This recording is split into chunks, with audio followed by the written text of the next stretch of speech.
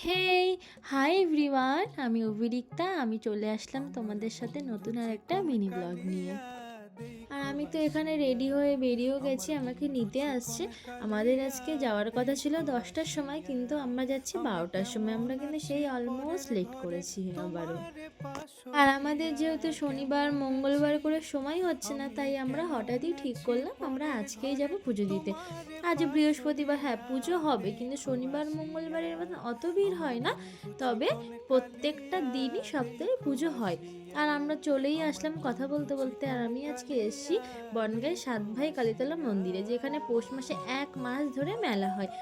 আর আমরা পৌঁছে গেছি, আর পৌঁছে গিয়েই গাড়ি রেখে আমরা ডালা কিনে মন্দিরে লাইন দিতে চলে গেলাম। আর আমরা যখন লাইন দিচ্ছি, মন্দিরে পুজো অলমোস্ট শেষের দিকে। তো চলো, আমি আজকে এখানেই ব্লগটা শেষ করছি। পুজোর আরও ব্লগ আসছে নেক্সট পার্টে। বাই।